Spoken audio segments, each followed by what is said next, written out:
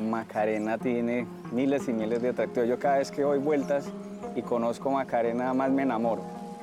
Y estoy muy contento de vivir en el municipio ahora de La Macarena. Se respira un poco de aire, de tranquilidad, de paz, un sueño moderado a lo que se vivía antes.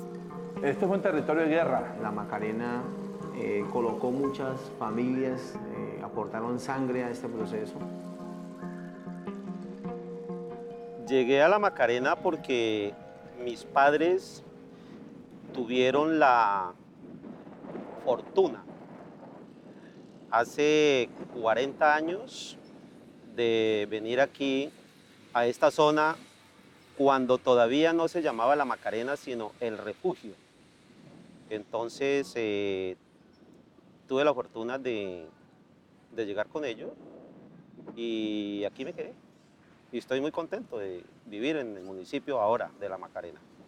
Los primeros colonos que se establecieron en el refugio, como se le conocía a La Macarena en 1953, provenían en su mayoría del Caquetá. En 1960, La Macarena fue inspección de policía de San Juan de Arama, luego lo fue de Vistahermosa y en 1980, por medio de la Ordenanza 11 del 18 de noviembre, se le dio la categoría de municipio. Fue en esa época cuando verdaderamente no solo supimos de la presencia de las FARC aquí en nuestro territorio, sino que nos tocó vivir y compartir con ellos como autoridad para esa época, porque quiero decir que toda la presencia institucional, desde el mismísimo momento en que se dio el proceso de la zona de despeje, esa autoridad se perdió. En 1998, el entonces presidente Andrés Pastrana resolvió otorgar más de 42.000 kilómetros cuadrados al grupo guerrillero de las FARC-EP con el propósito de adelantar negociaciones de paz. Le ordené a las fuerzas militares un estricto seguimiento de inteligencia para determinar con exactitud los hechos realizados por las FARC en la zona de distensión en contravía de lo acordado. La zona de distensión o la zona de despeje comprendió la entrega de los municipios de La Uribe, Mesetas, Vistahermosa, San Vicente del Caguán y La Macarena. Por lo menos cuando estuvo el despeje ellos hicieron vías de carreteras, vías de hecho de obra de mano de ellos con la gente y con el campesino, con las juntas comunales porque le tocaba trabajar. Iban a las veredas y convocaban a las veredas y le tocaban ponerse a trabajar. Pero era obligado y se hicieron vías. Por ejemplo, aquí se mejoró esta vía de San Vicente. Se hizo esta vía que va a Vistahermosa y se hicieron ese puente que hicieron en Yarumales, que lo tumbó el gobierno, borbandeó el puente, un puente que había hecho la FARC. Cuando estaba la época de la zona de extensión, esto es un área de las que se despejaron, ahí sí hubo un problema bastante crítico con la autoridad entre la FARC y la alcaldía, pero que realmente después de que se acabó esa zona de extensión, realmente nosotros tomamos retomamos los dispositivos de seguridad, pero la autoridad siempre ha sido de la alcaldía. Yo como docente en el año 2000 viví el proceso de paz aquí con la FARC y nosotros fuimos afectados porque al inicio los comandantes de la FARC querían tener muchas charlas con los estudiantes y cada nada nos invitaban, venían a hacer reuniones acá y tuve la oportunidad de hablar con los comandantes, especialmente con el Mono Jojoy, de pedirle que buscaran otras estrategias, que los muchachos no nos los involucraran tanto en las reuniones, porque estamos perdiendo, digamos, tiempo en las clases académicas, y se llegó a unos acuerdos con ellos porque nos están afectando demasiado. En la institución educativa Nuestra Señora de la Macarena, el profesor José David Yate recuerda que durante las negociaciones de paz con el expresidente Andrés Pastrana, vio al menos 500 niñas y niños que ingresaron a las FARC. Muchos de ellos lo hicieron voluntariamente debido a las buenas condiciones de vida que aparentaba tener la guerrilla. Esto fue un territorio de guerra. La FARC venía en un crecimiento. en la zona de extensión, y ahí llega a su punto de inflexión y comienza la caída en picada en los últimos 10 años, de aproximadamente 9.000 bandidos que habían acá, 9.500 bandidos, a caer 1.500 acá en esta región. El Plan Patriota, ejecutado en el primer gobierno de Álvaro Uribe Vélez, se consolidó como una estrategia para retomar el poder del ejército en los departamentos del Caquetá, Meta, Guaviare y Putumayo. Este plan se convirtió en la ofensiva más grande contra las FARC, que para ese entonces habían ampliado el dominio del territorio debido a la zona de despeje. Cuando yo llegué acá en el 2009, sí, todavía había el flagelo del miedo, el terror, el suspenso por la presencia del grupo de la FARC que aún todavía pues públicamente operaban. Yo fui una de las personas que sufrí los embates de este conflicto. De hecho, en la actualidad soy víctima y me afectó en el hecho que tuve que sacar mis 2 hijas de la noche a la mañana de aquí de nuestro municipio a la ciudad de Granada y a la ciudad de Villavicencio porque habían serias intenciones de llevárselas para vincularlas en las filas en esa época de esta guerrilla. Durante el conflicto, la riqueza de la sierra y la belleza del municipio fueron restringidas por cuestiones de seguridad y el turismo, que podía haberse convertido en un foco de desarrollo, no se pudo explotar a lo largo de sus años. El hecho de que viniera un extranjero aquí, pues para nadie es un secreto que en la época del conflicto no, era bastante difícil. Había el temor generalizado, no solo a nivel de otros países, sino también a nivel nacional, de querer venir a la Macarena por el temor a un secuestro, por el temor a una extorsión o por el temor a cualquier eventualidad que pudiera pasar aquí en la cabecera. Hoy el panorama después de haberse firmado la paz es otro. Por lo menos tenemos una tranquilidad ya en el proceso de salir a los campos. Hoy conocemos que las familias están regresando de las ciudades a recuperar sus tierras. Nuestro municipio ha crecido en población, en actividad escolar. Tenemos más niños, ha subido un 30-40% del año anterior a hoy. Y en cuanto a construcciones en la parte urbana y rural ha aumentado. En tema de construcción de viviendas ha aumentado y muchas fincas que estaban abandonadas hoy están nuevamente ya siendo pobladas y posteriormente colocadas a producir. Ya ha habido un cambio, por lo menos pues ha habido más tranquilidad, se ha podido mover más tranquilo. Pues no se deja de haber siempre por ahí, aparecen que hay siempre muertos y hay un que otro que han matado. Inclusive esta semana pasada, como 3 días, hubo una bomba que le tiraron a la estación de policía y así. Durante los últimos 6 años. Desde el año 2012, el gobierno del presidente Juan Manuel Santos inició diálogos de paz con las Fuerzas Armadas Revolucionarias de Colombia, EP. El 26 de septiembre de 2016 se firmó el Acuerdo de Paz en Cartagena de Indias y luego del plebiscito del 2 de octubre del mismo año, se llevó a cabo la ceremonia para la firma del acuerdo definitivo en la ciudad de Bogotá. Cuando nos pidió la Secretaría de Educación hacer la consulta a los muchachos, la inmensa mayoría votaron por el no, porque no tenían el mayor conocimiento del conflicto. O sea, porque las nuevas generaciones no han vivido el conflicto en el municipio de La Macarena, solo, y ni las nuevas generaciones tampoco lo conocen a través de la televisión. Entonces, los muchachos no tienen bien claro el proceso de paz, porque no les interesa, no lo entienden, ni nadie se lo ha explicado de forma detallada. De acuerdo a las estadísticas de la Registraduría Nacional del Estado Civil de Colombia, en La Macarena, de 7.900 personas habilitadas para votar en el plebiscito, solo lo hicieron 3.108, es decir, el 39.34%. De ese porcentaje, el 73.66% votaron a favor del mismo. Dichos resultados son coherentes con algunas acciones de reconciliación que no solo se han realizado en el municipio de La Macarena, sino en el departamento del Meta. Como fue el caso de la exguerrillera Luz Marina, contando su experiencia y entregándonos al sargento César Augusto Lazo, quien estuvo secuestrado por ellos durante 1998 y 2003, 2004. A pesar de lo que les ha sucedido, estos sobrevivientes del conflicto tienen la esperanza de construir nuevos recuerdos y nuevas experiencias con aquellos que en algún momento los pudieron afectar. Yo creo que bienvenidos a la legalidad, y desde el momento en que nos podamos ayudar, creo que podemos hacer equipo y ayudarles a esta comunidad a que sean personas útiles, como queremos que sea y como sé que vamos a hacer, que van a hacer.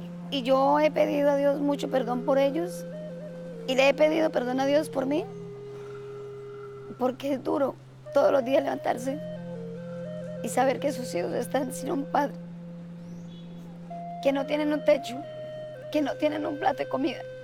Todo culpa a la violencia brutal. A veces uno busca el perdón como entre los amiguitos, las amiguitas y por ahí, entre esos que tenemos más confianza, pero nunca buscamos el perdón de verdad en la raíz del otro, en donde está la verdadera esencia del perdón, que tiene que ser aquel que me haya ofendido, que me haya cometido una falta, o yo con él o él conmigo. Nosotros hemos creído de sobremanera que los elementos fundamentales o los pilares que se necesitan para que realmente podamos hablar de reconciliación tienen que ver de forma directa con las oportunidades de desarrollo, con las oportunidades laborales, con las oportunidades económicas, con las posibilidades de educación. La Mesa Municipal de Víctimas es un escenario planteado desde la Ley 1448 de 2011, dirigida a las víctimas del conflicto armado en Colombia. Es un espacio de participación que permite a los sobrevivientes ilustrar las necesidades de su población. Actualmente, líderes y miembros de la Mesa Municipal de La Macarena hacen seguimiento al proceso de paz y velan por el progreso del municipio. No se encuentren dormidos, para que no digan, no, eso no dice nada, nadie se ha pronunciado, entonces firmemos y hagamos el acto. Encontramos que, tristemente, hemos sido utilizados para un proceso de paz, donde simplemente se configura el tema de víctimas, pero que ahora ya se firmó el acuerdo y es más, se aseguró ese proceso hasta el 2032, perdón. Y entonces resulta que la ley de víctimas, que es la 1448, que tiene como caducidad 2021, es un elemento que ya está por finalizar. Aparte de que esos acuerdos se hagan una realidad, que también el Estado se preocupe por traer a nuestra zona, a nuestros campos, por traer inversión social. Porque la verdad nosotros que reclamamos, y más que todo en esta región, que haya presencia institucional, pero nosotros aquí no necesitamos que nos llenen el municipio de más policías y de más soldados. Nosotros necesitamos es que este municipio nos lo llenen de inversión, que nos lo llenen de maquinaria agrícola, que nos lo llenen de tractores, que nos lo llenen de nuevas propuestas agrícolas.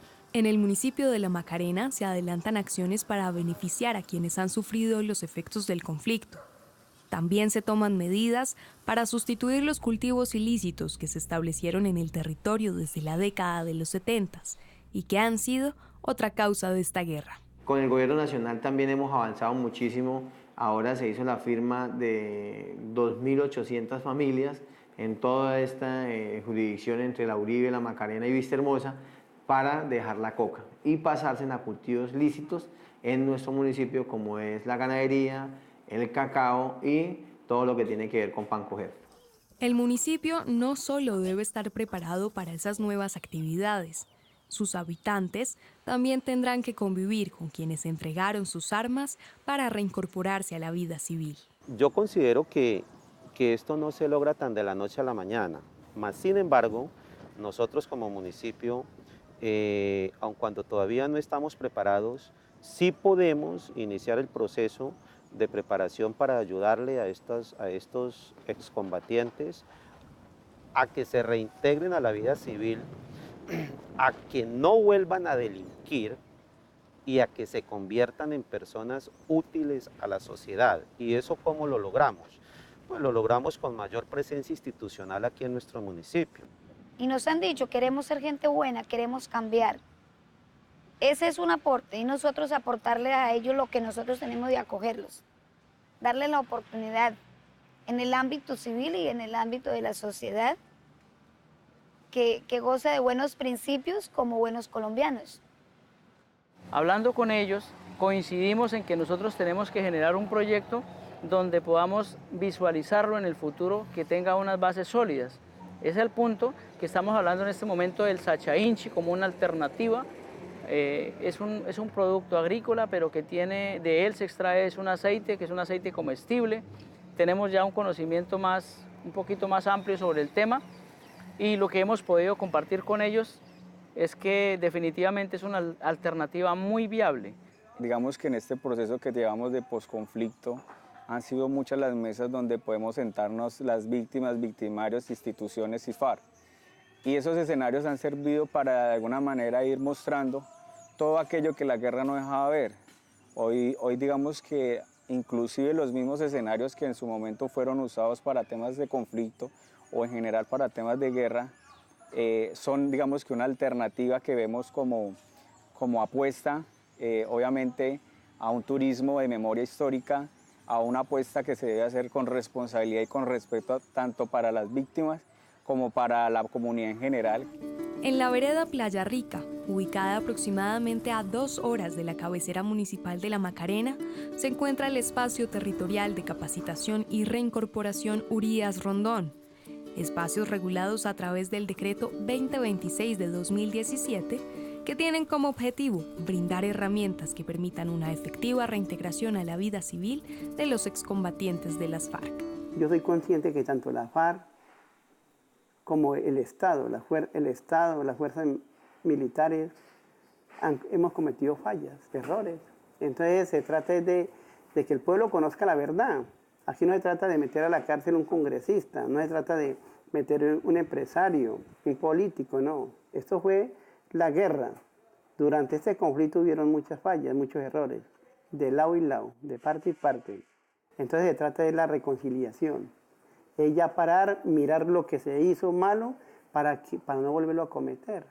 En este territorio, los excombatientes están siendo capacitados en áreas como acuicultura y ebanistería.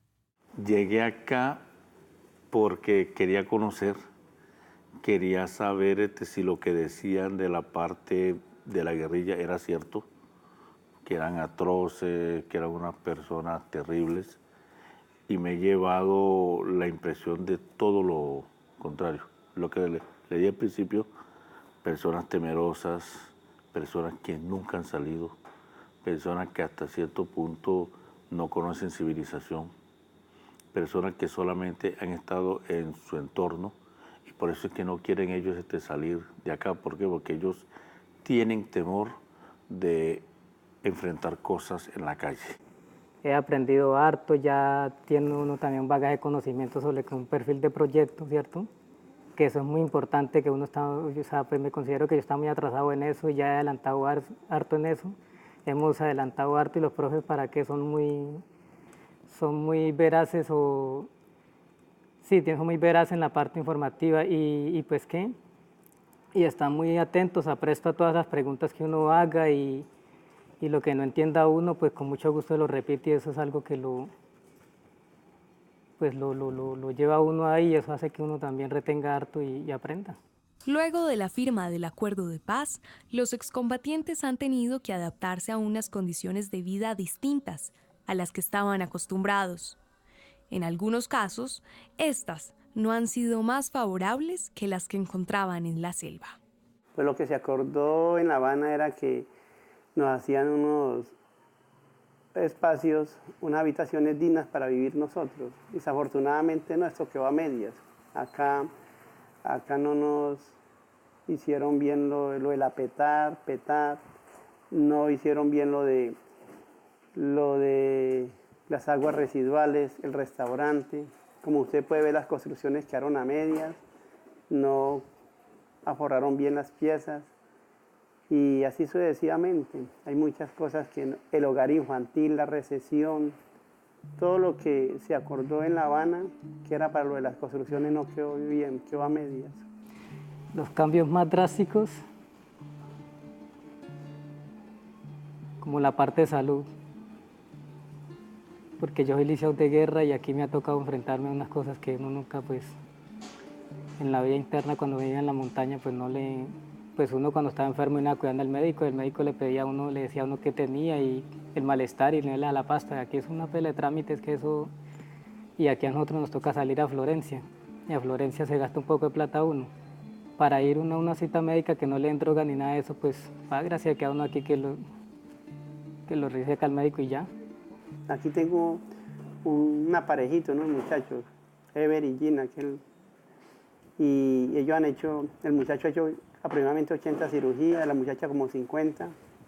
Y a propósito, vamos mañana a hacerles una cirugía a un muchacho Hermídez, vamos a operarlo de una hernia, ya que el gobierno, llevamos para 2 años y no ha solucionado ese problema. Algunos excombatientes han comenzado a hacer sus sueños realidad, como Daniel Salazar, quien actualmente se dedica al diseño, fabricación y venta de calzado, conocimientos que adquirió durante los 10 años que estuvo recluido en un centro penitenciario.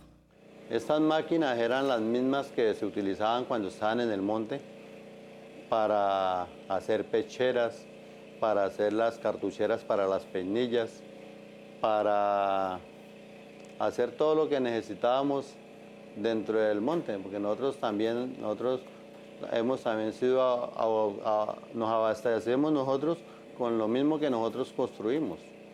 Por ejemplo, nosotros mandábamos a comprar el cuero y hacíamos las cartucheras para los proveedores de los fusiles, o las cartucheras para las pistolas, nosotros mismos por nuestra propia cuenta. Y hoy las tenemos al servicio para construir zapatos. Daniel Salazar ha construido su orientación ideológica desde muy temprana edad. El llamado a alcanzar sus ideales lo llevó a ingresar a las filas de la Juventud Comunista y posteriormente a las Fuerzas Armadas Revolucionarias de Colombia a la edad de 15 años. En esa época nosotros no hacíamos sino estudiar y cosechar para alimentarnos nosotros mismos de lo mismo que nosotros cosechábamos.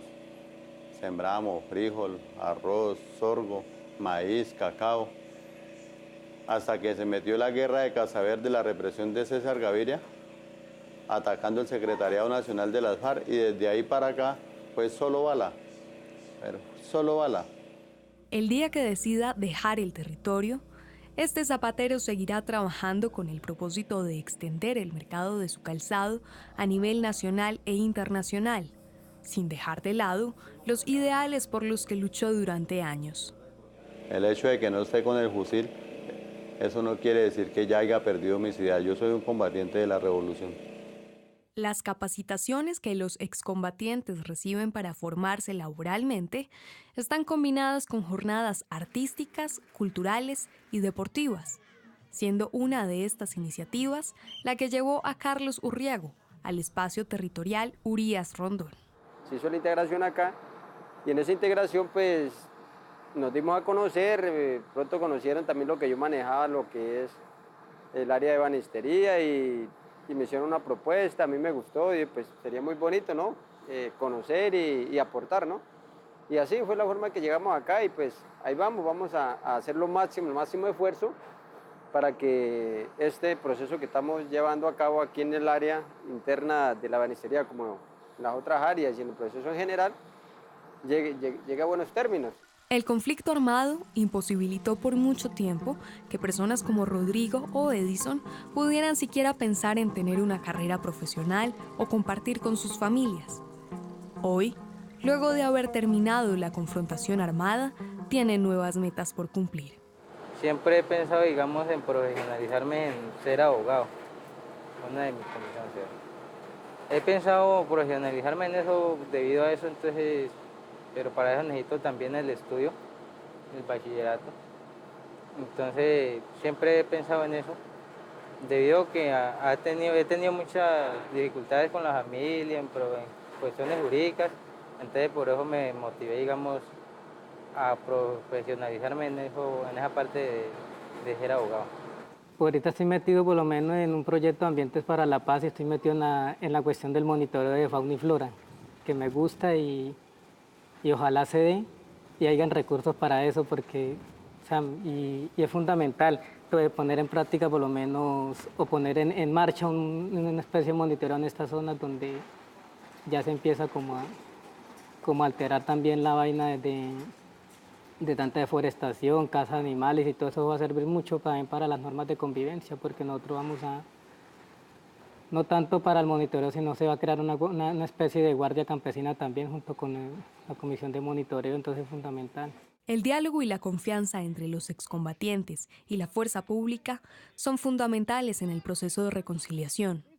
Un verdadero reto para quienes hasta hace unos años fueron enemigos armados. Con ellos pues tenemos buenas relaciones, hablamos, conversamos, tanto con la policía como el ejército. Pues nosotros les hemos explicado que desafortunadamente nos matamos en estos 53 años. Ellos son hijos de campesinos, ciudadanos igual a nosotros. Es una guerra que nos ha implantado el Estado y nos estamos matando entre los mismos. Entonces, pues con algunos pues hemos hablado y nos entendemos en ese tema, en las cuestiones de que toca parar la guerra, que lo que hubo fue un error matando entre nosotros mismos.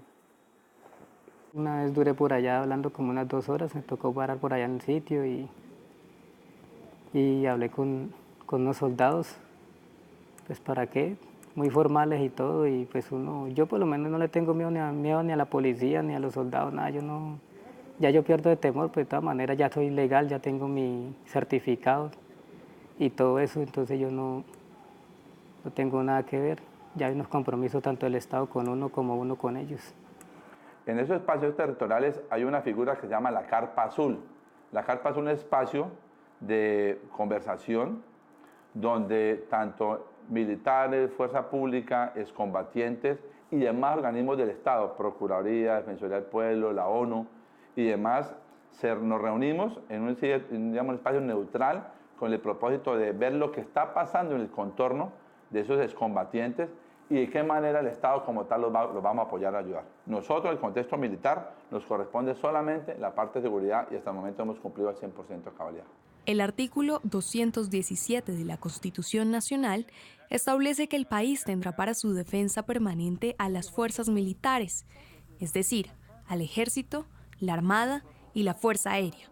En el posconflicto, este precepto continúa vigente. Y en aeronaves o helicópteros que antes teníamos configurados para operaciones militares, pues los hemos configurado con camillas, con equipos altamente sofisticados para poder atender a las personas en evacuaciones aeromédicas y poderles dar una atención de primer nivel mientras llegan a las clínicas o hospitales que ellos necesiten para poderse recuperar y poder salvar las vidas de estos ciudadanos.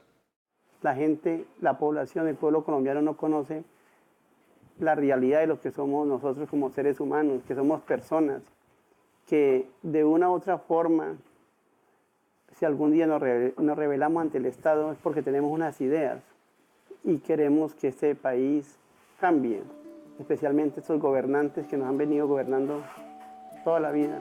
La reconciliación y la reintegración de todos los actores del conflicto armado no se logra solo con una firma. Para conseguir estos dos procesos, se deben brindar las condiciones y garantías necesarias para facilitar el diálogo, el perdón, la justicia y la reparación de todos los colombianos.